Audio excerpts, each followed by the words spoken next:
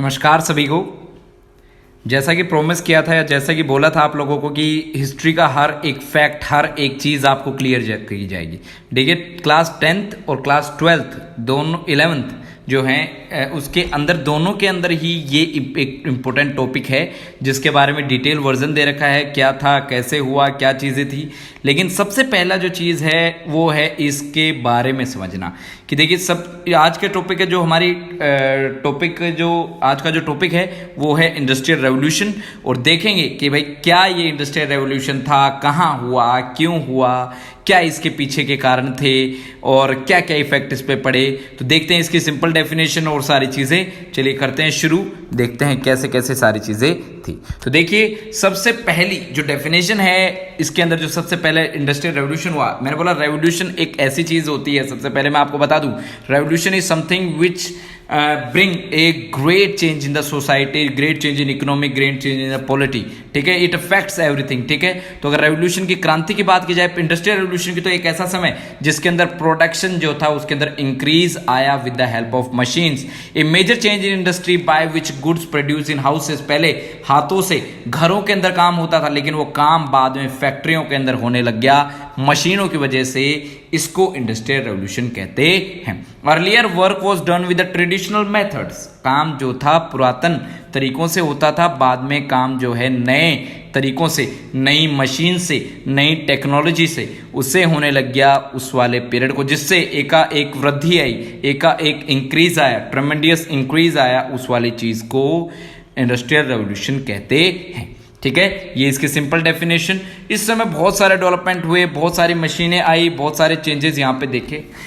और ये जो टाइम पीरियड था भाई, द ट्रांसफॉर्मेशन जो इंडस्ट्रियल रेवोल्यूशन का हुआ है, या चेंजेस हुए हैं, या सोसाइटी बदलाव आए हैं, या अर्थव्यवस्था में बदलाव आए हैं, वो ब्रिटेन की 70s 80s से 80s 50s तक के पीरियड में आए हैं। तो इस वाले पीरियड को या इस वाले फेज को भाई इंडस्ट्रियल रेवोल्यूशन कहा जाता है। देखिए, अलग अलग टाइम पीरियड है, अलग अलग फेसेस हैं, अलग अलग जगह। हमारे इंडिया में बहुत लेटर ऑन इंडस्ट्रियल रेवोल्यूशन हुआ, जर्मनी में इसके बाद में हुआ, ब्रिटेन के बाद में, सबसे पहले ब्रिटेन में हुआ। तो हम ये भी डिस्कस करेंगे Britain, why Britain was the first country to have industrial revolution and why all the credit of the industrial revolution was given to Britain, ये भी देखेंगे। लेकिन ये जो पीरियड है, टाइम पीरियड है भाई, देखिए कॉन्फ्लिक्ट है हिस्टोरियंस के बीच में कि time period is that, time period is that. ठीक है, सम हिस्टोरियन सेज कि भाई उस समय ऐसा कुछ काम हुआ था, उस समय इंडस्ट्रियल रेवोल्यूशन था। कुछ बोलते हैं नहीं, ये तो बाद में हुआ, कुछ बोलते हैं कि हुआ ही नहीं था। ठीक है, तो अलग अलग हैं, लेकिन इसका जो टाइम पीरियड पर्टिकुलरली जो बुक्स में ज्यादातर मेंशन किया गया है वो 70s 80s से लेके 80s 50s में। 11th वाली बुक में भी यही चीजें मेंशन है, और ज्यादातर चीजें 10th क्लास की एनसीईआरटी की जो बुक है उसके अंदर यही चीजें मेंशन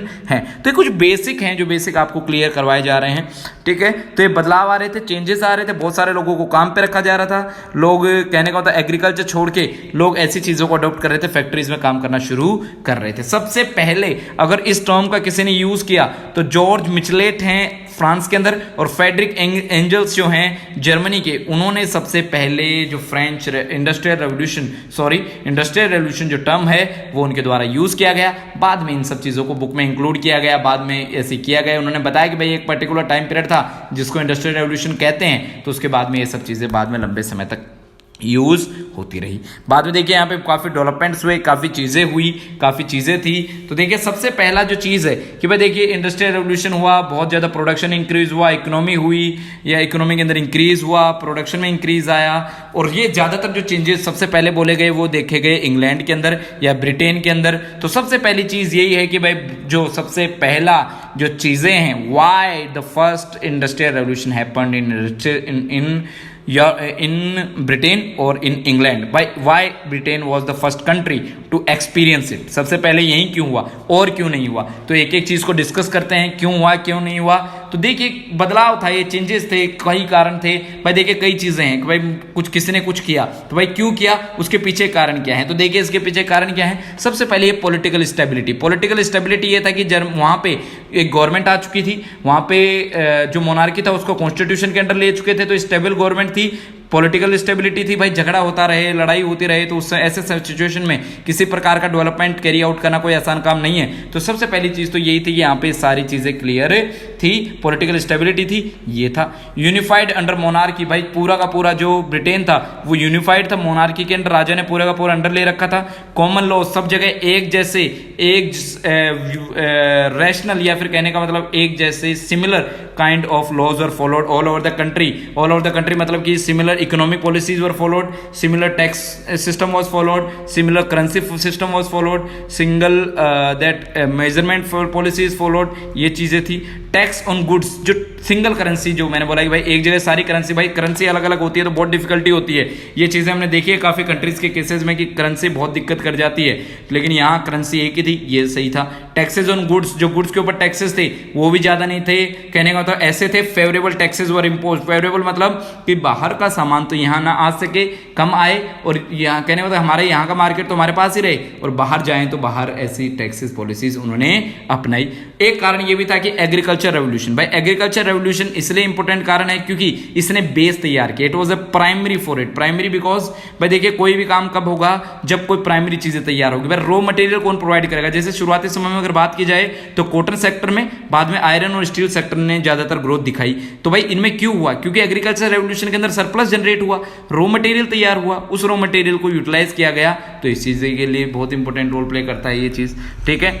उसके बाद में और भी फैक्टर्स हैं जो जिसकी वजह से चेंजेस देखे गए।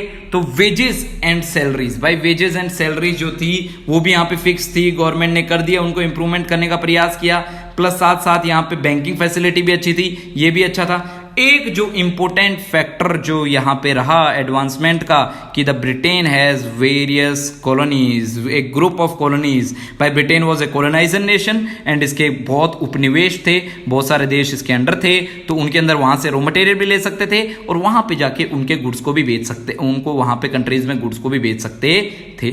एक इंपॉर्टेंट क्रेडिट जो दिया जाता है वो स्टीम इंजन को भी दिया जाता है, जो जेम्स वॉट के द्वारा डिस्कवर किया गया। बोला भाई स्टीम इंजन वहां पे आया और स्टीम इंजन की वजह से वहां पे इतने ज्यादा डेवलपमेंट हुए, हर जगह उसको अप्लाई किया गया जिससे उसकी स्पीड बढ़ी, ऐसा हुआ। एक मार्केट था, डोमेस्टिक मार्केट और इंटरनेशनल मार्केट, दोनों ने भी बहुत इंपॉर्टेंट रोल प्ले किया। डोमेस्टिक मार्केट तो खुद का कंट्रोल में था ही, और इंटरनेशनल मार्केट जो था कॉलोनीज की मदद से उन्होंने कंट्रोल कर लिया।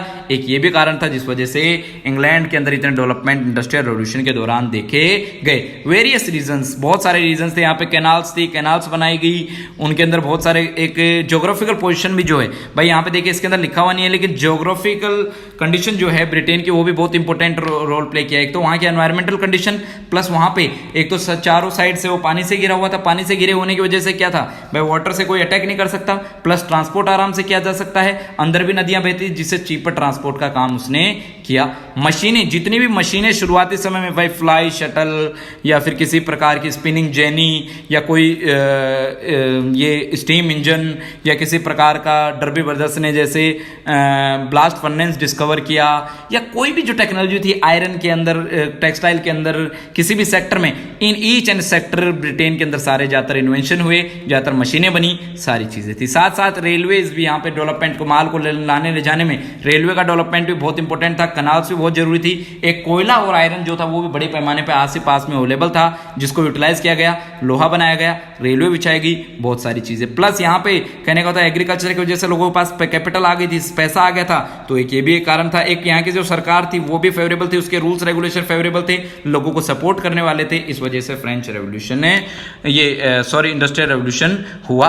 तो ये कुछ चीजें थी जिस वजह से डेवलपमेंट थे, जिनकी वजह से ऐसे रेवोल्यूशन हुआ, और इसका क्रेडिट इसलिए दिया जाता है। और ऐसे डेवलपमेंट बाद में बहुत सारे देशों में देखे गए। Same kind of developments were carried out in various nation. बाद में जर्मनी भी इसमें आया, बाद में फ्रांस भी इसमें आया, बाद में जापान भी इसमें आया, इंडिया बहुत थोड़ा लेट इसके बाद में पार्टिसिपेट किया, ब्रिटेन भी आया, ब्रिटेन इंडिया को कनकर कर रखा था, बाद में इसके अंदर ऐसे डेवलपमेंट देखे गए। तो धीरे धीरे स्प्रेड आउट हुआ, लेकिन इसका ज्यादातर जो मैक्सिमम इफेक्ट जो देखा गया इंडस्ट्रियल रेवोल्यूशन का, वो देखा गया इन्हीं के ऊपर, ब्रिटेन के ऊपर। ज्यादातर जो इकोनॉमिक सरप्लस जनरेट किया वही किया, लीडिंग सेक्टर यही था, और काम जो था बहुत ही फास्ट, बहुत ही स्पीडली, बहुत ही रैपिडली होता रहा, जिसका इफेक्ट आज भी ब्रिटेन को इसका प्रॉफिट मिलता है। आज भी ब्रिटेन जो है लीडिंग सेक्टर में, डेवलप्ड नेशन में इसी वजह से है। तो ये चीजें थी कि किस प्रकार इंडस्ट्रियल रेवोल्यूशन हुआ, क्यों हुआ, क्या था, सारी चीजें थी, क्या फैक्टर थे, क्या चीजें थी, इसकी डेफिनेशन क्या है।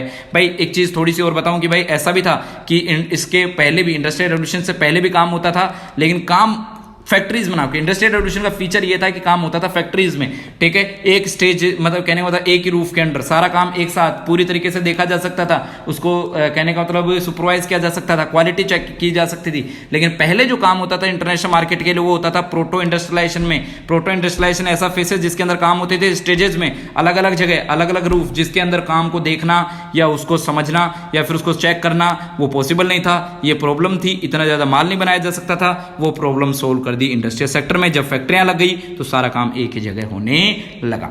तो मुझे उम्मीद है कि जो मैंने चीज आपको समझाई बहुत अच्छे से समझ आई होगी। ये वीडियो देख ली, इसके बाद में इंडस्ट्रियल रेवोल्यूशन आधा आपको समझ आ जाना है। बस इन्वेंशन समझने हैं, चीजें क्या हुई, डेवलपमेंट क्या हुए, किस सेक्टर में हुई, स्पीड कैसी थी, वर्कर्स पे क्या इफेक्ट पड़ा, ये कुछ चीजें हैं, महिलाओं पे क्या इफेक्ट पड़ा, ये कुछ चीजें हैं, ये कुछ चीजें कवर कर दी तो पूरा इंडस्ट्रियल रेवोल्यूशन कवर हो गया। और बस आसानी से इन सब चीजों को करते रहिए, पढ़ते रहिए। मैं ऐसे ही अच्छे अच्छे टॉपिक्स चूज करके जो इन्फ्लुएंशियल होंगे आप लोगों के लिए, 10th क्लास के लिए भी, 12th क्लास के लिए भी और जेनरिक लोगों के लिए भी, हर कोई इसको देख सकता है। मैं ऐसे टॉपिक्स आप लोगों के लिए हमेशा लाता रहूंगा। Thank you so much for watching, thank you so much for giving time. बस कंटेंट को भाई देखो, अप्रिशिएट करते रहो, लाइक करो, सब्सक्राइब करो।